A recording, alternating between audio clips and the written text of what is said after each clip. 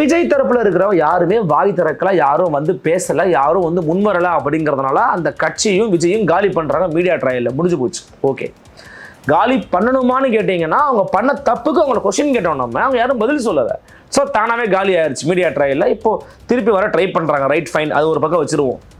அப்ப என்னன்னா, உங்களுக்கு சாதகமா ஒருத்தர் இருந்துட்டாருன்னா அவரை தூக்கி வச்சு கொண்டாடுறதும், அதே நபர் நியாயத்தின் பக்கம் நிற்கணும் அப்படின்னு ஏதாவது கருத்தை சொன்னாருன்னா அவரை எட்டி உதைக்கிறதும் இவர்களுடைய வழக்கமான ஒரு ஆக்டிவிட்டியா இருக்குது. பல சேட்டலைட் சேனல்ல வந்து பார்த்தீங்கன்னா சம்பளம் கொடுக்கவே காசு கிடையாது. அப்போ அந்த அளவுக்கு நெருக்கடியான காலகட்டத்தில் போயிருக்கிறாங்க. இந்த நேரத்தில் நீங்கள் கேபிள் இருந்து உருவுனீங்கன்னா என்ன அர்த்தம்? இப்போ நமக்கு கிடைக்கிற தகவல் என்ன அப்படின்னு பார்த்தீங்கன்னா, இதனுடைய பிரசிடென்ட் யாரோ, ஹெட் யாரோ, அவர் போய் தமிழகத்தினுடைய முதலமைச்சரோ அல்லது முதலமைச்சர் நிழலில் இருக்கிறவங்களையே போய் மீட் பண்ணணுமா. நாங்கள் இந்த ஆட்சிக்காக நிற்கிறோம்னு சொன்ன இந்து ராம் ஏன் வரல? விஜய் சங்கர், ஃப்ரண்ட்லைன் ஆசிரியர் விஜய் சங்கர் அவர்கள் ஏன் வரல? அண்ணன் நக்கீரன் கோபால் ஏன் வரல? நக்கீரன் பிரகாஷ் வந்தார், சரி, நக்கீரன் கோபால் அண்ணா ஏன் வரல? தமிழ்நாட்டினுடைய முன்னணி முகங்களா நீங்க தான் இருக்கிறீங்க, நீங்க தான் ஊடக சொந்தத்துக்காக பேசுறேன்னு சொல்லிக்கக்கூடிய நீங்கள் ஏன் வரல? பல மிகப்பெரிய ஊடகங்களை தொடர்ச்சியா செய்தியா கூட அதை போடல. அப்ப என்ன திட்டமிட்டு ஒரு ஊடக மறைப்பை பண்ணிக்கிட்டு இருக்காங்க.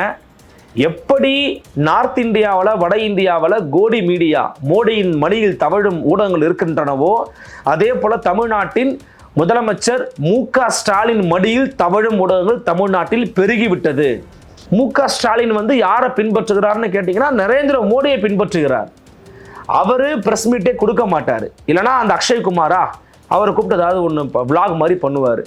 இவரும் பிரஸ் மீட் கொடுக்க மாட்டார். ஐயா ஸ்டாலின் பிரஸ் மீட் கொடுத்ததே கிடையாது. இவங்க ஏமாத்துறாங்க. ஊட்டிக்கு போவார், உங்களை போன்ற ஒரு பத்திரிகையாளர் போவீங்க. சார் நீங்களா இருந்தால் என்ன கேள்வி கேட்பீங்க? சார் இந்த ஆணவ நிறைய நடந்துகிட்டு இருக்கே சார், இந்த தனிச்சட்டை எப்போ சார் கிடைக்கும்? சார் இந்த கழிவு நீரில் விழுந்து செத்து போறாங்க சார், அவங்க என்ன சார் பண்ணலாம்? சார் இந்த தூய்மை பணியாளர்கள் போராட்டம் நடந்துகிட்டோம் சார், என்ன சார் பண்ணலாம்? நீங்கள் கேள்வி கேட்பீங்க. உங்களை பார்த்தா கண்டுபிடிச்சிருவாங்க. ஓ, ஃபோர்த் ஸ்டேட் தமிழா, உள்ள பேச முடியாது. வேற யாரு? சார் இந்த கிளைமேட்டை பற்றி கேட்குறேன் சார், நான் ஊட்டி கிளைமேட்டை பற்றி கேட்குறேன் சார், ப்ளீஸ் சார். வா, உள்ளவா. என்ன கேள்வி கேளுப்பா. சார் இந்த கிளைமேட் எப்படி சார் இருக்கு? கிளைமேட் நல்லா சில்லுன்னு இருக்கு, ரொம்ப அருமையாக இருக்கு, நல்ல ஒரு காலநிலையாக இருக்கு இப்படின்னு பேசிட்டு போடுறாரு. அதான் ப்ரெஸ் மீட்டு.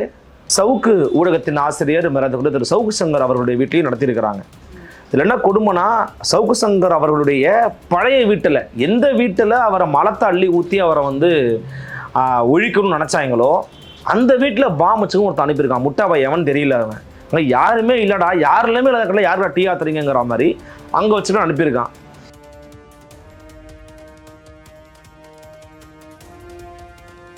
நலம் தரும் நல்லார் சித்த மருத்துவமனை இதய நோய், சர்க்கரை நோய், பக்கவாதம், சிறுநீரக பிரச்சனை, தண்டுவடம் மற்றும் மூட்டு பிரச்சனைகளுக்கு மிகச்சிறந்த மருத்துவமனை. கிருஷ்ணகிரி, சென்னை மற்றும் மதுரை. தொடர்புக்கு 8807666117 மற்றும் 8807666118. Nimati Property Management. Contact 7667008999. அன்னை பர்னிச்சர்ஸ், அன்னை திருமண சீர்வரிசை பொருட்கள், டிவி, ஃபிரிட்ஜ், வாஷிங் மெஷின் உள்ளிட்ட 200க்கும் மேற்பட்ட பொருட்கள் அடங்கிய திருமண சீர்வரிசை ரூபாய் 99,000 மட்டுமே. தமிழகம் முழுவதும் இலவச டோர் டெலிவரி. தொடர்புக்கு 7550144440 9345044044. ஃபோர்த் எஸ்டேட் தமிழ் நேயர்களுக்கு வணக்கம். இன்றைய நிகழ்ச்சியில் நம்மோடு இணைந்திருப்பவர் ஊடகவியலாளர் அருள்மொழிவர்மன் அவர்கள். வணக்கம் சார். வணக்கம். நல்லா இருக்கேன், நீங்க நல்லா இருக்கீங்களா? நேற்று ஃபோர்த் எஸ்டேட் சார்பாக நம்ம ப்ரெஸ் கிளப்புக்கு போயிருந்தோம். அங்கே பத்திரிகையாளர் சங்கங்கள் மற்றும் அமைப்புகள்லாம் போராட்டம் நடத்தியிருந்தாங்க. எதுக்கு அப்படின்னா, புதிய தலைமுறை தொலைக்காட்சியை அரசு கேபிள்ல இருந்து நீக்கியிருக்காங்க. அது தொடர்பாக போராட்டம் நடந்திருக்கு. இதை பற்றிய உங்களுடைய கண்ணோட்டம் என்ன, எப்படி பார்க்குறீங்க? ரொம்ப ஒரு முக்கியமான ஒரு ப்ரெஸ் மீட் அது. அதனால தான் நம்மளும் வந்து போய் அட்டன் பண்ணியிருந்தோம். நீங்களுமே ஸ்பாட்டுக்கு போயிருந்தீங்க, ஆக்சுவலி கவர் பண்ணியிருந்தீங்க. நீங்கள் தான் கவர் பண்ணியிருந்தீங்க ஒளிப்பதிவாளர் அன்போடு சேர்ந்து. ரொம்ப ஒரு முக்கியமான ஒரு பிரச்சனை. ஏன்னா அந்த முக்கியமான பிரச்சனையாக நம்ம பார்க்குறோம் அப்படின்னா, ஆட்சிகள் மாறினாலும் காட்சிகள் மாறலைன்னு அந்த இதிலேயே கூட ஐயா மணி அவர்கள் சொல்லியிருப்பாங்க. உண்மைதான் அது. ஏன்னா எடப்பாடி பழனிசாமி ஐயாவோட ஆட்சி காலகட்டத்தில் வந்து பார்த்தீங்கன்னா எல்லா ஊடகங்களும் கிட்டத்தட்ட சேட்டலைட் மீடியா எல்லாமே ஆன்டி எடப்பாடி தான். எடப்பாடி பழனிசாமியுடைய ஒரு செயல் கூட அவங்க விட்டு வச்சதே கிடையாது. நான் அதான் உங்களுக்கு போன பேட்டு கூட சொல்லியிருப்பேன். பால் போட்டால் கூட அடிமை எடப்பாடின்னு போட்டாங்க, ஆரி அழுவரடின்னு போட்டாங்க. அந்த டைம் வந்து பார்த்தீங்கன்னா புதிய தலைமுறை ஏதோ ஒரு காரணத்துக்காக அவங்களும் நீக்கியிருக்கிறாங்க. அதுவும் தப்பு தான். அப்போது அன்றைய எதிர்க்கட்சி தலைவராக இருந்த ஐயா மு.க. ஸ்டாலின் அதை எதிர்த்து அறிக்கையெல்லாம் விடுறாரு. உடனே இவங்களும் வந்து பேசுகிறாங்க, பண்ணுறாங்க. இன்னைக்கு விஜயினுடைய இந்த கரூர் பிரச்சாரத்தின் போது ஏற்பட்ட நெரிசல் காரணமாக ஏற்பட்டுக்கொண்டு இந்த உயிரிழப்புகளுக்கு யார் காரணம்னு தமிழ்நாட்டில் எல்லாரும் டிபேட் பண்ணாங்களாமா, நீங்களும் பார்த்துருப்பீங்கல்ல. அதில் பெரும்பாலும் என்ன சைடு எடுத்தாங்க நீங்கள் சொல்லுங்கள்? ஆன்டி விஜய் தான் எடுத்தாங்க. நீங்களே சொல்கிறீங்க. அப்போது தமிழ்நாட்டில் இருக்கிற பெரும்பாலான ஊடகங்கள் என்ன பண்ணாங்க? ஆன்டி விஜய் தான் பேசினாங்க. இன்னொன்று, ஆன்டி விஜய் பேசணுமா கேட்டிங்கன்னா அப்படி யாரும் அந்த நோக்கத்தோடு பேசலை. விஜய் அவர்கள் முதன்மையான காரணியாக இருக்கிறாரு, விஜய் முதன்மையான பொறுப்பேற்க மறுக்கிறாரு, விஜய் தான் அதில் ஒரு பிரதானமான ஒரு ரோல் பிளே பண்ணுறாருன்னும் போது அவரை நம்ம வந்து அவங்க குற்றவாளிக்குள்ளே நிப்பாட்டுறோம். விஜய் தரப்பில் இருக்கிறவங்க யாருமே வாய் திறக்கல, யாரும் வந்து பேசலை, யாரும் வந்து முன்வரலை. அப்படிங்கிறதுனால அந்த கட்சியும் விஜயும் காலி பண்ணுறாங்க மீடியா ட்ரையலில். முடிஞ்சு போச்சு. ஓகே, காலி பண்ணணுமான்னு கேட்டிங்கன்னா அவங்க பண்ண தப்புக்கு அவங்களை கொஸ்டின் கேட்டோம், நம்ம அவங்க யாரும் பதில் சொல்லலை. ஸோ தானாகவே காலி ஆயிடுச்சு மீடியா ட்ரையலில். இப்போது திருப்பி வர ட்ரை பண்ணுறாங்க. ரைட், ஃபைன், அது ஒரு பக்கம் வச்சுருவோம். ஆனால் புதிய தலைமுறை ஊடகத்தில் தொடர்ச்சியாக நம்ம வச்ச விமர்சனம் தெரியுமா? இந்த சேட்டலைட் மீடியாக்கள் எல்லாமே வச்ச விமர்சனம் தெரியுமா? காலையில் 8 மணிக்கு அந்த மனிதர் வெளியில் வந்தாருன்னா அங்கே கேமரா வச்சு, அவர் இரவு 11 மணி 12 மணி முடிக்கிற வரைக்கும் கேமரா வச்சுட்டு இருக்கிறீங்களே. உலகத்தில் நாட்டில் வேற செய்தியே இல்லையா? எவ்வளவோ நாட்டு நடப்பு செய்திகள் இருக்கு, அதெல்லாம் பற்றி பேசவே மாட்டீங்களா அப்படின்னு நம்ம கேட்டோம். அப்போ அது எல்லாருமே வச்ச விமர்சனம் தான். அப்போ அது நீட்சியாக அந்த தொலைக்காட்சியிலே வந்து பார்த்தீங்கன்னா மரியாதைக்குரிய அருஞ்சொல் ஆசிரியராக இருந்த அண்ணன் சமஸ் அவர்கள் தான் இன்னைக்கு வந்து புதிய தலைமுறை ஆசிரியராக இருக்கிறாங்க. அவர் கூட ஒரு பதிவு போட்டிருந்தாங்க. அவரும் அண்ணனும் ஒரு பதிவு போட்டிருந்தாங்க. அதை வந்து பார்த்தீங்கன்னா பல பேர் வந்து எள்ளி நகையாடல் பண்ணுறான். ஆக்சுவலி இவங்களெல்லாம் விட ஒரு மூத்த ஒரு பத்திரிகையாளர், எழுத்தில் பிரிண்டில் வேலை பார்த்தவர், இந்தியா முழுக்க பயணம் பண்ணவர், எந்த விதமான தகுதி இல்லாததன் அடிப்படையிலலாம் அவர் வந்து உட்கார வச்சிடல. எல்லாவற்றுக்கும் தகுதி வாய்ந்த மனிதர் அப்படிங்கிறதுனால தான் ஒரு ஊடகத்துக்கு தலைமை பொறுப்பில் உட்கார வச்சிருக்கிறாங்க. சும்மா யாரையும் ஒத்துக்கி உட்கார வைக்கவே மாட்டாங்க. இன்னைக்கு சமஸ்தை இவ்வளவு தூரம் பேசுகிற இவங்கெல்லாம் அவர் தெற்கிலிருந்து ஒரு சூரியன் அப்படின்னு ஒருங்கிணைச்சு கொண்டு போய் ஐயா கலைஞர் கருணாநிதி அவர்கள்ட்ட ஒப்படைக்கும் போது அப்படி உச்சமுகர்ந்து பாராட்டினீங்க, அப்படி வரவேற்று பேசுனீங்க. சோழர்கள் பற்றி அவர் தினமலருடைய இணைந்து தான் ஒரு புத்தகத்தை வெளியிட்டாரு. முதலமைச்சர் ஸ்டாலின் கையில தான் வெளியிட்டாங்க. அன்னைக்கு என்ன பேசுனீங்க நீங்க? அப்ப என்னன்னா, உங்களுக்கு சாதகமா ஒருத்தர் இருந்துட்டாருன்னா அவரை தூக்கி வச்சு கொண்டாடுறதும், அதே நபர் நியாயத்தின் பக்கம் நிற்கணும் அப்படின்னு ஏதாவது கருத்தை சொன்னாருன்னா அவரை எட்டி உதைக்கிறதும் இவர்களுடைய வழக்கமான ஒரு ஆக்டிவிட்டியா இருக்குது. அப்போ அந்த அடிப்படையில் பார்க்கும்போது அந்த ஊடகம் வந்து பார்த்தீங்கன்னா புதிய தலைமுறை ஊடகம் எல்லா செய்தியும் எடுத்து போட்டிருக்காங்க. அதில் அரசும் சில விஷயங்கள பண்ணிடணும்னு சொல்கிறாங்கம்மா. அப்படி சொல்லி சில நாட்கள்லேயே அது மறுநாள்லேயே வந்து பார்த்தீங்கன்னா அந்த சேனல் கேபிள்லேருந்து உருவப்படுகிறது. அப்படின்னா இது அப்பட்டமான ஊடகத்தின் கருத்து சுதந்திரத்தை நெருக்கும் செயல்முறையா இல்லையா? ஏன் இப்போது உங்களுக்கு எதிராகவோ அல்லது உங்களுக்கு முரண்பாடாகவோ யாருமே கருத்தை சொல்லக்கூடாதுன்னா அது என்ன வகையான ஜனநாயகம்னு நம்ம கேட்குறோம். ஏங்க, இவங்க தாங்க கரண் தப்பருக்கு எதிராக வந்து நார்த் இந்தியாவில் மோடியினுடைய ஆட்சியை வந்து தன் அதிகாரத்தை தன்னுடைய ஆதிக்கத்தை செலுத்திய போது எதிர்த்து பேசுகிறவங்க. கரண் தப்பருக்கு ஒரு நியாயம், தமிழ்நாட்டில் இருக்கிற ஊடகங்களுக்கு ஒரு நியாயமா? அரசுக்கு ஆதரவா இல்லைன்னா இப்படிதான் பண்ணுவாங்க அப்படின்னு சொல்லிட்டு அதை தான் நீங்கள் மறைமுகமாக மிரட்ட வரீங்களா? இது மிரட்டல் தானே. இது ஊடகத்தை நெருக்குவதுங்கிறது மிரட்டலா இல்லை? நீங்களே சொல்லுங்கள். இப்போ அவங்களுடைய அரசு கேபிள் தமிழ்நாட்டில் 12 லட்சம் செட்டாப் பாக்ஸஸ் இருக்குங்கிறாங்க. அதில் எதுலேயுமே நீங்கள் பிடி வராதுங்கிறாங்க, புதிய தலைமுறை வராதுங்கிறாங்க. இது ஒரு தீபாவளி காலகட்டம். நம்ம பேசிக்கிறது ஒரு 10 நாள் கழிச்சு தீபாவளி வரப்போகுது. நிறைய விளம்பரங்கள் வரும், அட்வர்டைஸ்மெண்ட்ஸ் வரும். அதெல்லாம் வச்சு பண்ணாதான் ஒரு சேட்டலைட் மீடியாவால் ரன் பண்ணவே முடியும் இன்றைக்கி காலகட்டத்தில்ங்கிறது யதார்த்தமான உண்மை, எல்லாருக்குமே தெரியும். பல சேட்டலைட் சேனலில் வந்து பார்த்திங்கன்னா சம்பளம் கொடுக்கவே காசு கிடையாது. அப்போ அந்தளவுக்கு நெருக்கடியான காலகட்டத்தில் போயிருக்கிறாங்க. இந்த நேரத்தில் நீங்கள் கேபிள் இருந்து உருவுனீங்கன்னா என்ன அர்த்தம்? இப்போ நமக்கு கிடைக்கிற தகவல் என்ன அப்படின்னு பார்த்தீங்கன்னா, இதனுடைய பிரசிடென்ட் யாரோ ஹெட் யாரோ அவர் போய் தமிழகத்தினுடைய முதலமைச்சரோ அல்லது முதலமைச்சர் நிழலில் இருக்கிறவங்களையே போய் மீட் பண்ணணுமா. எனக்கு ஒரு செவிவழி தகவல் வந்திருக்குது, அவங்கள போய் மீட் பண்ணணும்னு சொல்கிறாங்க. இது எப்படிங்க சரியாக இருக்குன்னு கேட்குறாங்க. ரொம்ப ஆச்சரியமாக அதிர்ச்சியாக இருக்குது. அந்த செய்தி உண்மையாக இருந்துச்சுன்னா அது ஒரு ஃபேசிஸ்ட் மனப்பான்மை தான். அது என்ன, உங்களுக்கு எதிராக செய்தி போட்டவங்கள தூக்கினா அவங்க வந்து பார்க்கணுமா? அவங்க அது என்ன மாதிரி மனநிலை முதல்ல? அப்போ நேற்று போராடின அந்த போராட்டம் அப்படிங்கிறது நியாயமானது, நீதியானது, நேர்மையானது. அதற்கு முக்கியமாக தங்களை ஊடகத்தின் சுதந்திரத்துக்காக நாங்கள் தான் எல்லாம் செய்கிறோம்னு சொன்ன ஒருத்தரை வந்து நின்னாங்களா பார்த்தீங்களா? அதே மணி சார், அதே ஷபீர் அண்ணன், அப்புறம் மற்ற சிலர் தான் நின்று இருந்தாங்க. வேற யாரும் நின்னாங்களாங்க? வேற யாரு வரலன்னு சொல்றீங்க? மேம், நீங்க இப்போ இந்த ஆட்சியில இதை பண்ணிட்டாங்க, நாங்க இந்த ஆட்சிக்காக நிக்கிறோம்னு சொன்ன இந்து ராம் ஏன் வரல? விஜய் சங்கர், ஃப்ரண்ட்லைன் ஆசிரியர் விஜய் சங்கர் அவர்கள் ஏன் வரல? அண்ணன் நக்கீரன் கோபால் ஏன் வரல? நக்கீரன் பிரகாஷ் வந்தார் சரி, நக்கீரன் கோபால் அண்ணா ஏன் வரல? தமிழ்நாட்டினுடைய முன்னணி முகங்களா நீங்க தான் இருக்கிறீங்க, நீங்க தான் ஊடக சொந்தத்துக்காக பேசுறேன்னு சொல்லிக்கக்கூடிய நீங்கள் ஏன் வரல? அப்ப இதை நீங்க பார்த்து வேடிக்கை பார்த்துக்கிட்டு இருக்கீங்க, இதை நீங்க அனுமதிக்கிறீங்க. அப்படி இல்லைன்னா இங்க போய் கலந்துக்கிட்டா முதலமைச்சருக்கு பிடிக்காது, இங்க போய் கலந்துக்கிட்டா சிஎம் சாருக்கு நம்மளை பிடிக்காது, நம்ம அவருடைய குட் புக்ஸ்ல இருக்கிறோம், நம்ம அவரை எதிர்த்துக்க தேவையில்ல அப்படிங்கிற ஒரு மனநிலை தானே. அப்ப அதிகாரத்தின் பக்கம் கூட நீங்க நின்றுவீங்க, ஊடகத்தின் பக்கம் நிற்க மாட்டீங்க. இதானே உங்களுடைய கடைசியான ஸ்டாண்ட் தானே. ஒருத்தர்லாம் பதிவு போடுறாரு, அது வந்து அனலாக் இஷ்யூ, அந்த இஷ்யூ இதெல்லாம் வந்து பெருசுப்படுத்துறாங்க அப்படின்னு. இன்னைக்கு அவர் மட்டும் வேலையில் இருந்திருந்தாருன்னு வச்சுக்கோங்க, முதல்ல வந்து நின்றுப்பாரு. இன்னைக்கு வேலை இல்லை, அவர் வேற வேலை பார்த்துக்கிட்டு இருக்காரு அரசுக்கு ஆதரவா, அங்கிருந்து அவருக்கு தேவையானது கிடைக்குது அப்படிங்கிறதுனால இதெல்லாம் விமர்சனம் பண்ணி போட்டுக்கிட்டு இருக்காரு. இதெல்லாம் அருவருப்பின் உச்சமா இல்லையா?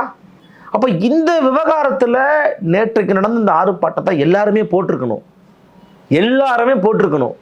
எத்தனை வலையொலி காட்சிகள் போட்டாங்கன்னு பாத்தீங்களா? சொற்பமா போட்டாங்க. பல மிகப்பெரிய ஊடகங்களை தொடர்ச்சியா செய்தியா கூட அதை போடல. அப்ப என்ன திட்டமிட்டு ஒரு ஊடக மறைப்பை பண்ணிக்கிட்டு இருக்காங்க. எப்படி நார்த் இந்தியாவில், வட இந்தியாவில் கோடி மீடியா, மோடியின் மடியில் தவழும் ஊடகங்கள் இருக்கின்றனவோ, அதே போல தமிழ்நாட்டின் முதலமைச்சர் மு.க. ஸ்டாலின் மடியில் தவழும் ஊடகங்கள் தமிழ்நாட்டில் பெருகிவிட்டது. அவர்கள் சொல்றதுதான் அப்படிங்கிற மாதிரி பண்ணிக்கிட்டு இருக்காங்க. கெடுவாய்ப்பா அதற்கான கூட்டம் ரொம்ப அதிகமா இருக்குது. எப்படி உண்மையிலேயே திராவிட மாடலுங்கிறது மோடியின் மாடலுமா? மு.க. ஸ்டாலின் வந்து யாரை பின்பற்றுகிறார்னு கேட்டீங்கன்னா நரேந்திர மோடியை பின்பற்றுகிறார். அவரு பிரஸ் மீட்டே கொடுக்க மாட்டாரு, இல்லைன்னா அந்த அக்ஷய்குமாரா அவரை கூப்பிட்டு ஏதாவது ஒன்று விளாக் மாதிரி பண்ணுவார். இவரும் பிரஸ் மீட் கொடுக்க மாட்டாரு. ஐயா ஸ்டாலின் பிரஸ் மீட் கொடுத்ததே கிடையாது, இவங்க ஏமாத்துறாங்க. அப்புறம் இத்தனை நாள் வந்து கொடுத்ததுலாம் பிரஸ் மீட் இல்லையா? ஊட்டிக்கு போவாரு, உங்களை போன்ற ஒரு பத்திரிகையாளர் போவீங்க, சார் நீங்களா இருந்தால் என்ன கேள்வி கேட்பீங்க? சார் இந்த ஆணவ நிறைய நடந்துகிட்டு இருக்கே சார், இந்த தனிச்சட்டை எப்போ சார் கிடைக்கும்? சார் இந்த கழிவு நீரில் விழுந்து செத்து போறாங்க சார், அவங்க என்ன சார் பண்ணலாம்? சார் இந்த தூய்மை பணியாளர் போராட்டம் நடந்துகிட்ட சார், என்ன சார் பண்ணலாம் நீங்க கேள்வி கேட்பீங்க. உங்களை பார்த்தா கண்டுபிடிச்சிருவாங்க, ஓ ஃபோர்த் ஸ்டேட் தமிழா, உள்ள பேச முடியாது. வேற யாரு? சார் இந்த கிளைமேட்டை பத்தி கேட்குறேன் சார், நான் ஊட்டி கிளைமேட்டை பத்தி கேட்குறேன் சார், ப்ளீஸ் சார். வா உள்ளவா என்ன கேள்வி கேளுப்பா. சார் இந்த கிளைமேட் எப்படி சார் இருக்கு? கிளைமேட் நல்லா சில்லுன்னு இருக்கு, ரொம்ப அருமையா இருக்கு, நல்ல ஒரு காலநிலையா இருக்கு இப்படின்னு பேசிட்டு போடுறாரு. தான் பிரஸ் மீட்டு. வெளிநாட்டு முதலீட்டுக்கு பிரஸ் மீட் கொடுக்குறாரு. விடைகளையும் கேள்விகளையும் முன்னாடியே கொடுத்துட்றாங்கம்மா ஐயா கிட்ட. அவர் பார்த்து படிக்கிறாரு. கருணாநிதி இப்பதான் பிரஸ் மீட் வச்சாரா? ஜெயலலிதா அம்மையார் இப்படிதான். ஜெயலலிதா அம்மையார் நிறைய பேர் தவறா புரிஞ்சுக்கிட்டு இருக்காங்க. அவங்க பிரஸ் மீட்டே கொடுத்தது கிடையாது. அப்படி கிடையாது. அவங்கலாம் பிரஸ்ல இருக்கிறவங்களாம் கூப்பிட்டு வச்சே பேசிலாம் கொடுத்துருக்குறாங்க தெரியுமா? ஒரு ஆள் யாருன்னு அவர் பேரை நான் மறந்துட்டேன், ஒரு NDTV எந்த ரிப்போர்ட்டர் தெரியல மறந்துட்டேன், ஒரு பேரை கூப்பிட்டு வச்சு பிரஸ் மீட் கொடுப்பாங்க. அப்படி கொடுத்துக்கிட்டு இருந்தவங்க தான் இடையில ஏற்பட்ட ஒரு கசப்பான சம்பவத்தின் காரணமா அவங்க கொடுக்கறதை விட்டுட்டாங்க. நான் கூட ஒரு காணொலியில பார்த்திருக்கேன், ரிப்போர்ட்டர் NDTVல இருந்து சாலையில பேசிட்டு இருந்தாரு, அவங்களை கூப்பிட்டு பேசுவாங்க அவங்க. Actually she no the reporters name also. ஏங்க மணி அவர்கள் ஜெயலலிதாவின் கான்வாயை மறைச்சு கேள்வி கேட்டாரு. அவங்க மணி சாரை பார்த்து டென்ஷனா இருக்காங்க அவங்க. அவர் இந்த வழக்கை சந்திச்சவர். So Jayalalithaa also given a press meet. ஆனா இன்னைக்கு நீங்க கொடுக்கறது பிரஸ் மீட்டா? TTV தினகரன் உட்கார்ந்து எல்லாரையும் வச்சு பிரஸ் மீட் கேளுங்கன்னு கேட்கிறாரு, அது பிரஸ் மீட். திரு சீமான் உட்கார வச்சோ அவர் நிற்பாரு, மொத்த பேரும் கேளுங்கன்னு எல்லா கேள்விக்கும் பதில் சொல்லிட்டு வேற ஏதாவது கேள்வி இருக்கா நன்றின்னு போறாரு, அது பிரஸ் மீட். எடப்பாடி பழனிசாமி 2.5 மணி நேரம் பிரஸ் மீட் கொடுத்தாருமா. இப்ப அண்மையில அரசாங்கத்தை, அதான் முன்னாடி நான் தூக்கத்தில் ஒன்று சொன்னேன், அதிமுக ஆட்சி காலகட்டத்திலேயாவது இன்னைக்கு இருக்கிற மாதிரி தான் அன்னைக்கும் 90% மீடியாக்கள் திமுக கையில் தான் இருந்துச்சு. இன்னைக்கு பிறகு அன்னைக்கு இருந்துச்சு. ஸோ வச்சு வெளுன்னு வெளுத்தாங்க எடப்பாடி கே பழனிசாமி அவர்களையும் அதிமுகவையும் வெளுத்தாங்க. இன்னைக்கு நீங்க ஆட்சிக்கு வந்துட்டீங்க. அன்னைக்கும் உனக்கு ஆதரவாக தான் இருந்துச்சு, இன்னைக்கும் உங்களுக்கு ஆதரவாக தான் இருக்கு. நேத்து ஒரு தகவல் கேள்விப்பட்டிருந்தோம். ரெட்பிக்ஸ் ஆசிரியர் ஃபெலிக்ஸ் ஜெரால்டாக இருக்கட்டும், இல்ல ஊடகவியலாளர் மணி, முதல்வர் வீடு தொடங்கி இவங்க வீடுகள்லாம் வெடிகுண்டு இருப்பதாக ஒரு மிரட்டல் வந்தது அப்படின்னு சொல்லிட்டு பாம் ஸ்குவாட் வந்து போயிட்டு சர்ச் பண்ணியிருந்தாங்க. இதை நீங்க எப்படி பாக்குறீங்க? முதல்வர் வீடுன்னு எனக்கு தெரியல, மேபி சப்ஜெக்ட் டு கரெக்ஷன். ஆனால் எனக்கு என்னன்னா, மூத்த பத்திரிகையாளர் திரு மணி அவர்களுடைய வீட்டில் அதன் பிறகு ஃபெலிக்ஸ் ஜெரால்ட் அவர்களுடைய வீட்டில் ஏற்கனவே நடந்துச்சு.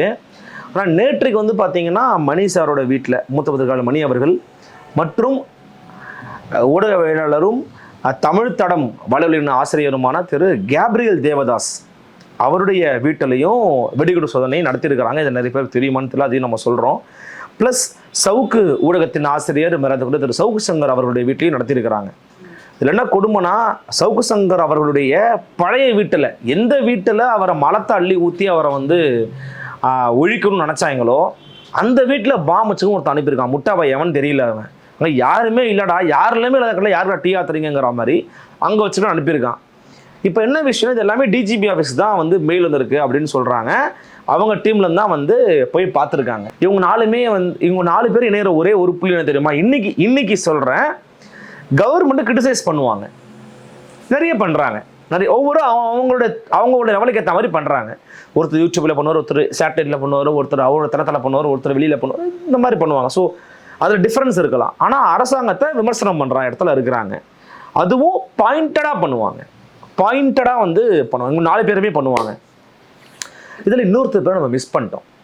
அவர் யாருன்னா, மரியாதைக்குரிய அண்ணன் நக்கீரன் கோபால் அவர்கள் வீட்லையும் பண்ணியிருக்காங்க. மேபி நாளைக்கு உங்கள் வீட்டுக்கு வரலாம், இல்லை என் வீட்டுக்கு வரலாம், வராமலும் கூட போகலாம். அவங்க எய்ம் அந்த 4 பேர் தான். ஆனால் இந்த 4 பேர் வீட்டில் போட்டு சந்தேகப்படுவீங்களா, சந்தேகப்பட மாட்டீங்களா? ஐயோ எங்கேயோ இடிக்குது, 4 பேர் எங்கே ஜாயின் ஆகிறோம், நமக்கு புள்ளி வை அப்படின்னு. அப்போ நீங்கள் என்ன பண்ணணும்னா டைவெர்ட் பண்ணணும். இப்போ குரூப் விட்டுப்பா யாரை சேர்க்கலாம், அண்ணனை சேர்த்துருவோம் அப்படின்னு நான் கோபாலத்தில் சேர்த்துட்டாங்க. அவர் வீட்டில் எதுக்காக பண்ணியிருப்பாங்கன்னா நமக்கு தெரியல. இப்போ என்ன நமக்கு இதில் சந்தேகம் வருதுன்னா, யார் இதை பண்ணியிருப்பாங்க? அப்போ எல்லாருக்கும் ஒரு பயம் வருது, என்னடா இது அப்போது. ஏன்னா இதை நான் யாரையுமே குற்றச்சாட்டை வைக்க விரும்பலை. நான் திரும்பி சொன்னால் இவங்களாம் இணையிற புள்ளி ஒன்றா இருக்கே அப்படிமோ சந்தேகம் வருது. இப்போ சில பேர் நான் சீனியர்ஸ்டாக விசாரிச்சோம் என்ன சொல்கிறாங்கன்னா, சில பேர் சொல்கிறாங்க, அப்பா இந்த மாதிரி உங்கள் வீட்டுக்குள்ளே போனாங்கன்னா வீடியோ எப்படி இருக்குன்னு பார்ப்பாங்க. So they see the infrastructure, அவங்களுக்கு என்ன என்விரான்மெண்ட் இருக்குது, என்ன பலம் இருக்குது, பைக் வச்சுருக்கானா, கார் வச்சுருக்கானா, அவன் வீட்டில் வந்து தண்ணி வருதா, மின்சாரம் இருக்கா, ஏசி 2 வச்சுருக்கானா, 3 வச்சுருக்கானா, வாஷிங் மிஷின் இருக்கா, பணக்காரனா ஏழையா, அக்கம்பத்தில் யார் இருக்காங்கலாம் பார்ப்பாங்க. மேபி வாய்ப்பு இருந்தால் அதாவது ஒன்று வச்சுட்டு போயிடுவாங்க, சோட்டுக்கிட்ட கேட்டுக்கலாம் அப்போல்லாம் சில பேர் சொல்கிறாங்க. நமக்கு தெரியாது, எதுவுமே நான் இருக்கிற குற்றச்சாட்டு கிடையாது. இந்த மாதிரி வெளியில் பேசப்படுது. கவனமாருங்கலாம் ஃபோன் பண்ணி சொல்கிறாங்க, மெசேஜில் சொல்கிறாங்க. அஃப்கோர்ஸ் இது ஒரு பெரிய விஷயம் இல்லைன்னு வச்சுக்கோங்களேன். ஆனால் இது ஏதோ ஒரு வகையில் அவங்களோட செயல்பாடுகளை கொஞ்சம் சுணக்கம் பண்ண வச்சிரும். இவங்க யாரும் அப்படிப்பட்ட நபர்கள் கிடையாது. இவங்க யாருமே ஒரு அச்சுறுத்தலுக்கோ அடக்குமுறைக்கோ அடிபணியக்கூடிய ஆட்கள் இவங்க யாருமே கிடையாது. நான் சொன்ன யாருமே கிடையாது. எல்லாத்தையும் எதிர்த்து நிற்கக்கூடிய ஒரு ஆட்கள் தான். இப்போ ஏன் இதை பண்ணுறாங்க, எதுக்காக இது நடந்திருக்குன்றது தெரியல. அரசாங்கம் உண்மையிலேயே அவங்க யாருன்னு கண்டுபிடிக்கணும். ஆனா முதல்வர் வீடு தொடங்கி த்ரிஷா வீடு வரைக்கும், நடிகை த்ரிஷா வீடு வரைக்குமே வந்து இந்த மிரட்டல் வந்திருக்கிறதா தான் சொல்றாங்க. அதான் எனக்கு புரியவே இல்லை. பாருங்களேன், வீட்டுல கூட எஸ்வி சேகர் வீட்டுல கூட ஆச்சரியமா இருக்கு. நீங்க வந்து சூஸியா இருக்கு. இது ரொம்ப பிரபலங்களா இருக்கிறாங்க. எதுக்காக இவங்களுடைய பேர்லாம் வருது, எதுக்காக திடீர்னு இவங்க வீட்டிலலாம் பாம் த்ரெட்ஸ் வருது அப்படிங்கிறத வந்து அரசாங்கம் கண்டுபிடிக்கணுங்கிறேன் நான். ஏன்னா உங்கள்கிட்ட சைபர் கிரைம் பிரான்ச் இருக்குது. இது உண்மையிலேயே யார் பண்ணுறாங்க? ஏன்னா இவங்க எல்லாருமே, நான் சொன்னவங்கலாம் நீங்கள் மற்றவங்களா கூட விட்டுருங்க, இவங்கெல்லாம் வந்து ஊடகத்தில் உள்ள பணியாற்றிட்டு இருக்கிறவங்க. கரண்ட்லி தே ஆர் வந்து giving opinions to the society. அதை பண்ணுறவங்க, அவங்க மேலே இது மாதிரி நடக்கிறது ஏன்? அப்போ அதை கண்டுபிடிக்க வேண்டிய தேவை இருக்குல்ல அரசாங்கத்துக்கு. அப்போ நான் என்ன ஒரு கோரிக்கை வைக்கிறேன்னா அரசுக்கு, சரி பாம் ஸ்குவாடை கொண்டு போயிட்டீங்க, சர்ச் பண்ணி எதுவுமே இல்லை. ஒருவேளை அது வாடகை வீடாக இருக்குன்னு வச்சுக்கோங்களேன். இப்போ ஃபெலிக்ஸ் அவர்கள் கிட்ட போய் சோதனை பண்ணாங்கம்மா, ஒருவேளை அவருடைய வீடு வாடகை வீடுன்னு எனக்கு தெரியல, சொந்த வீடு வாடகை எனக்கு தெரியாது. ஒருவேளை வாடகை வீடாக இருந்துச்சுன்னா அக்கம் பக்கத்தில் உட்காந்து என்ன பண்ணுவாங்க, ஐயோ எப்பா நீங்கள் இருந்தால் பிரச்சனை சொல்லும்போது கிளம்புங்கப்பா அப்படின்றவாங்க. அவர் அப்புறம் வீட்டை மாற்றணும். அதில் போச்சுன்னா உங்களால் வந்து உங்களுடைய ப்ரொஃபஷனை நீங்கள் ஒழுங்காக பண்ண முடியாது, தனிப்பட்ட நெருக்கடிக்கு நீங்கள் உள்ளாவீங்க. அப்போ இந்த மாதிரி ஒருத்தர் நெருக்கடிக்கு உள்ளாகாமல் பாதுகாக்க வேண்டிய ஒரு கடமை யாருக்கு இருக்குது? அரசாங்கத்துக்கு இருக்குது. அரசாங்கம் அதை பண்ணணும்னு நான் விரும்பி கேட்டுக்கிறேன். அரசாங்கம் அதை பண்ணியே ஆகணும். அப்படி இல்லைனா இது பின்னாடி யாருக்காங்கிறத கண்டுபிடிக்கணும். இல்லைனா அது பல விதமான சந்தேகங்களுக்கு மக்களை இட்டு செல்லும். ஆன்டி டெரரிசம் ஸ்குவாட் என்ன சொல்றாங்க அப்படின்னா, இந்த மாதிரியான மிரட்டல்கள் வர்றது மனநல பாதிக்கப்பட்டவர்கள் தான் இந்த மாதிரி இமெயில் மூலமா மிரட்டல் பண்றாங்க அப்படின்னு சொல்றாங்க. மனநலம் பாதிக்கப்பட்டவங்க சூஸ் பண்ணிருக்கிற ஆட்களை பார்த்தா, பேசுபவர்கள் இவங்க மாதிரியான சூஸ் பண்ண ஆட்களை பார்த்தா மனநலம் பாதிக்கப்பட்டவங்க மாதிரி தெரியலையா? மனநலம் ரொம்ப தெளிவா இருக்கிற மாதிரில தெரியுது. தெளிவானவனால தான் அப்படி ஆளை சூஸே பண்ண முடியும். போகிற போக்கில் பேசிட்டு போகிற விஷயம் இல்லை இது. தமிழ்நாட்டின் தலைநகரம் சென்னை. சென்னையில் ஒருத்தர் வீட்லேயும் பாம்பு வச்சுருக்காங்கன்னு வருது நியூஸ்னால் இது சாதாரண விஷயமா? இப்போ யாருன்னு கண்டுபிடிக்கணும். கண்டுபிடிக்க வேண்டிய பொறுப்பு தேவை சென்னை தமிழகத்தினுடைய காவல்துறை உயரதிகாரிகளுக்கு இருக்கிறது, தமிழகத்தின் முதலமைச்சர் அவர்களுக்கும் இருக்கிறது. அதை கண்டிப்பாக கண்டுபிடிக்கணும்னு நான் கேட்டுக்கிறேன். இந்த கரூர் விவகாரத்துல தாவேகா தலைவர் விஜய் அவர்கள் எங்களுக்கு ஸ்பெஷல் இன்வெஸ்டிகேஷன் டீம் வேண்டாம், எங்களுக்கு சிபிஐ கொடுங்க அப்படின்னு கேட்டிருக்காங்க. அவங்க சிபிஐ கேட்டது சரியா? லாஜிக்கலாகவும் லீகலாகவும் பார்த்தீங்கன்னா அதில் உங்களுக்கு எந்த தப்புமே கிடையாது. தாவேகாங்கிற ஒரு கட்சி, அந்த கட்சியினுடைய ஒரு பரப்புரை கூட்டத்தில் ஏற்பட்ட ஒரு விபத்து, அந்த விபத்தில் முழு முதன்மையான காரணமாக நாம் இன்னைக்கு வரைக்கும் சொல்கிறது விஜய் அவர்களை தான். அவர் தான் முதன்மையான காரணம். அதில் ஒன்றும் மாற்றுக்கிறது நம்ம கிடையாது. பட் அந்த கட்சியோட பாயிண்ட் ஆஃப் வியூவில் இதில் அரசாங்கம் சில பிழைகளை பண்ணியிருக்கு, அரசாங்கம் பாதுகாப்பை கொடுக்கல, அரசாங்கம் நான் தடுத்துருக்கலாம் அவங்க நினைக்கிறாங்க. அந்த எண்ணத்தில் அது அவங்களோட எண்ணம். ஓகே. இன்னொன்று, இங்கே இருக்கிற கவர்மெண்ட் இருக்குல்ல, இந்த அரசாங்கம் பண்ணதில் ரொம்ப முக்கியமாக எடப்பாடி பழனிசாமி சுட்டி காட்ட வச்சு நம்ம இங்கே மீண்டும் குறிப்பிட்டு காட்டலாம். அரசு துறை செயலாளர்களை வைத்து இவர்கள் வழங்கிய ஒரு பிரஸ் மீட், ஒரு ஊடக சந்திப்பு, இதை பத்திரிகையாளர் மணிவரும் நம்ம பேட்டில் குறிப்பிட்டு சொல்லியிருந்தாங்க. அந்த பிரஸ் மீட்டை தவிர்த்திருக்கலாம், அல்லது அந்த பிரஸ் மீட்டில் கொடுக்கப்பட்ட ஆவணங்களை நீங்கள் அந்த நேரத்தில் போடப்பட்டிருந்த இன்னைக்கும் செயல்பட்டு கொண்டிருக்கக்கூடிய அம்மையார் அருணாச்சலம் தலைமையிலான குழுக்கிட்ட ஒப்படைச்சிருக்கலாம். ஒப்படைச்சிட்டு பாருங்கள் மேடம், இந்த மாதிரி நம்ம கவர்மெண்ட் சைடு தப்புமே இல்லை, நீங்கள் பார்த்துக்கங்கன்னு சொல்லி கொடுத்துருக்கலாம். நீங்கள் டு த பப்ளிக் அதை முன்வைக்கிறீங்க. பப்ளிக் கிட்ட சொல்லும்போது அப்போ எல்லாருடைய கவனமும் அப்போ விஜய் தான்ப்பா தப்பு, விஜய் மட்டும்தான்ப்பா 100% பொறுப்பு அப்படிங்கிற மாதிரி ஒரு நெரேட்டிவ் செட் பண்ணுறாங்க. இது ரொம்ப தப்பாக இருக்குது அப்படிங்கிறாங்க தாவேகாவுடைய தரப்பு. அப்போது அதையும் எதிர்த்து கடைசியில் ஹைகோர்ட்டுக்கு போனாங்க. ஆக்சுவலி ஹைகோர்ட்டில் அவங்க தரப்பையும் கூட கேட்டுருக்கலாம், ஒரு பார்வை முன்வைக்கப்படுகிறது, சூமோட்டோவாக கேட்டுருக்காங்க. ஓகே ஃபைன், ஜஸ்டிஸ் அவர்கள் திருப்பி கொடுத்துட்டாங்க. எஸ்ஐடியை ஃபார்ம் பண்ணியாச்சு அசலாகார் அவர்கள் தலைமையில். இந்த எஸ்ஐடி மேலே அவங்க நம்பிக்கை இல்லைன்னு சொல்கிறாங்க. இது அவங்களுடைய தனிப்பட்ட கருத்து, அவங்களுடைய விருப்பம். சட்ட ரீதியாக அவங்களுக்கு எல்லா விதமான வாய்ப்புகளும் இருக்குது, கட்டாயம் அவங்க போகலாம், சிபிஐக்கு போகலாம். அப்போ நிறைய பேர் சொல்கிறாங்க சிபிஐ அவர் தானே ஆர்எஸ்எஸ் அடிவரடின்னு சொன்னார், அவர் ஏங்க அங்கே போனார் அப்படின்னு கேட்குறாங்க. இது அப்படி பார்க்கணுன்ற அவசியம் இல்லை. ஏன் நான் அப்படி சொல்கிறேன்னா, ஆளுநர் ஆர்எஸ்எஸ்காரரா இல்லையா? ஆளுநருங்கிற பதவியே நம்ம ஒரு படைக்கு மேலேயே போய் சொல்கிறேன், அது ஒன்றிய அரசினுடைய ஒரு ஏஜென்ட் பதவி, மாநில அரசை முடக்குவதற்காக உருவாக்கப்பட்ட ஒரு பதவி. அதை தான் பேரறிஞர் அண்ணா சொன்னார், ஆட்டுக்கு தாடின்னு சொன்னார். ஒரு படி மேலே போய் சொல்லுவார், ஐயா பேமா சொல்லுவார், அதை இன்னுமே கூட விமர்சிப்பார். ஆட்டுக்கு தாடி கூட கிடையாது அதுன்ற மாதிரி அவர் சொல்லுவார். அப்போ மேட்ரு என்னன்னா, அதே ஆளுநர்கிட்ட அதிமுக அமைச்சர்களை குறித்து ஊழல் பட்டியலை அன்றைய எதிர்க்கட்சி தலைவராக இருந்த ஐயா மு.க. ஸ்டாலின் கொடுத்தாரா இல்லையா? ஏன் கொடுத்தீங்க? உங்களுக்கு தான் தெரியுமா ஆளுநருக்கு பவரே இல்லைன்னா, அவர் ஒன்றிய ஏஜென்ட்னு தெரியுமே, ஏன் அவர்கிட்ட கொடுத்தீங்க? அதே தான் அதிமுகவும் பண்ணாங்க. ஸோ அதிமுக திமுக ரெண்டு பேருமே, அதிமுக கூட பெருசாக நான் திராவிடம் பேசுகிறோம், ஆரியத்தை எதிர்க்கிறோம், நாங்கள் டிரெவிடியன் மாடல் அப்படிலாம் பேச மாட்டாங்க. அவங்க அப்படிலாம் அவங்களுடைய கட்சியை பொறுத்த வரைக்கும் திமுக என்னும் தீய சக்தியை வீழ்த்துவோம், யாராக இருந்தாலும் ஒன்றாவாங்க. இதான் அவங்களுடைய கொள்கை, கோட்பாடு, தத்துவம் எல்லாம். அவங்க 15 வருஷமாக திமுகவில் இருந்த திராவிட இயக்கத்தில் இருந்த எம்ஜிஆருடைய வழி தொண்டர்களாக இருக்கிறதுனால அவங்கள்ட்ட இன்னுமே சில கொள்கைகள் அப்படி இருக்குது. ரைட், அதிமுகவில் போய் நீங்கள் என்ன வேணால் பேசலாம். நீங்கள் அதிமுக உள்ளே போய் சேர்ந்துட்டீங்கன்னா திராவிடம் பேசலாம், தமிழ் தேசியம் பேசலாம், பெரியாரை பேசலாம், தலித்தியம் பேசலாம், எதுவுமே பேசாமல் கூட நீங்கள் சாதாரண ஒரு நபராக கூட அங்கே இருக்கலாம். இந்துத்துவம் கூட கொஞ்சம் பேசிக்கலாம், நீங்கள் பட்டை போட்டுக்கலாம், நாம போட்டுக்கலாம், என்ன வேணால் நீங்கள் பண்ணிக்கலாம் அதிமுகவில் இருந்தீங்க அப்படின்னா. ஏன்னா அதிமுகவுக்கு ரொம்ப சிம்பிள் லாஜிக்கு, சாதாரண ஒரு ஆளோட அதிமுகவில் ஒரு பொறுப்புக்கு வர முடியும் அப்படின்னு நாங்கள் காமிச்சிருக்கிறோன்றதை அவங்க தொடர்ச்சியாக சொல்லுவாங்க. அதுக்கு ஒரே உதாரணம் எடப்பாடி கே பழனிசாமி. ஸோ நீங்கள் பார்த்தீங்கன்னா ரொம்ப தீவிரமான கொள்கையை பேசுகிறவங்க தானே. நீங்கள் தான் ஒன்றிய பாஜக எதிர்க்கிறோம், பாசிச பாஜக எதிர்க்கிறோம்னு சொல்கிறீங்கல்ல. அப்போ நீங்கள் மட்டும் ஆளுநரை போய் சந்திச்சிங்க, இன்னைக்கு வரைக்கும் ஆளுநரோட தேநீர் விருந்து பகிர்ந்துக்கிறீங்க. கடைசியாக பெரும் அழுத்தம் வந்ததுனால முற்று அப்படியே புறக்கணிச்ச மாதிரி ஒரு நடிப்பு ஒன்று போட்டீங்க. பையன் வீட்டில் ஈடி வந்துடுமோன்னு தெரிஞ்ச உடனே நித்யாவில் போய் கலந்துக்கிறீங்க. இதெல்லாம் அவங்க மேலே வைக்கப்பட்ட வெளிப்படையாக நம்ம சொன்னாங்களோ அதுக்கெல்லாம் ஆதாரங்கள் இருக்குது. ஆதாரங்கள்லாம் என்ன சொல்கிறது, ஒரு ஈவெண்ட் நடக்குது ஒன்று ரியாக்ட் பண்ணுறாரு, ஒரு ஈவெண்ட் நடக்குது ஒன்று ரியாக்ட் பண்ணுறாரு, ஜஸ்டிஃபிகேஷன் கொடுக்கலாம். அவங்க நமக்கு தான் தெரியுது கண்கூட நடக்குதுன்னு. அண்ணா நகர் சிறுமி வழக்கில் வந்து சிபிஐ கொடுத்தாங்க, சிபிஐ வேணாம் அப்படின்னு போனாங்க. அப்படி திமுக ஒரு நியாயம், விஜய்க்கு ஒரு நியாயமா? விஜய் தரப்புல அவங்க போய் சிபிஐ விசாரணை கோரிப்பது அவங்களோட தரப்பு நியாயம். நாளைக்கு சிபிஐ கொடுக்குறாங்க, கொடுக்கல, அல்லது எஸ்ஐடியை கலைக்கிறாங்க, சுப்ரீம் கோர்ட் என்ன வேணாலும் சொல்லும், நம்ம சொல்லவே முடியாது. நாளைக்கு இந்த நேரம் மேபி சிபிஐக்கு மாறி இருக்கலாம், அல்லது எஸ்ஐடியே போதும் உங்கள் வேலையை போய் பாருங்கன்னு கூட அவங்க விஜய் திருப்பி அனுப்பலாம். விஜய்க்கு பாசிட்டிவாகவும் போகலாம், நெகட்டிவாகவும் போகலாம். ஆனால் அது அவங்களுடைய உரிமை. அதனால் போகிறதுல ஒன்றும் தப்பு கிடையாது, போனது சரிதான். அது அவங்களோட பாயிண்ட் ஆஃப் வியூவில் அவங்க சரி நினைக்கிறாங்க, பார்ப்போம். ஆடுதுறை பேரூராட்சி அரசு மேல்நிலைப் பள்ளியில கழிப்பறைகள் கட்டுறாங்க 34 லட்சம் செலவில். ஆனா தடுப்பு சுவரே இல்லாம கட்டியிருக்காங்க. இது எப்படி நீங்க பாக்குறீங்க? என்ன கொடுமை அப்படின்னா, அது ஒரு மேல்நிலைப் பள்ளி, அந்த மேல்நிலைப் பள்ளியில் கழிப்பறை கட்டுறீங்க. ஒரு கழிப்பறை கட்டணும்னா 4 பக்கம் சுவர் எழுப்பணும், கதவு வைக்கணும், ஒரு சின்ன இடைவெளி இருக்கணும், இப்படி தான் கட்டுவாங்க. இதே மாதிரி தான் ஒரு முறை நினைக்கிறேன். ஐ திங்க் ஸோ சாலையில் பொது கழிப்பறை கட்டுறது ஒரு பிரச்சனை அந்த மாதிரி ஒன்று வந்துச்சு. அப்படியே எதுவுமே செவரே இல்லாமல் கட்டினாங்கன்ற மாதிரி ஒரு விமர்சனம்லாம் வந்துச்சு. அப்புறமா ஊடகங்களை செய்தியான பிறகு அதை மாற்றினாங்க. இப்பவும் கூட அதை மாற்ற முயற்சி பண்ணிக்கிட்டு இருக்காங்க.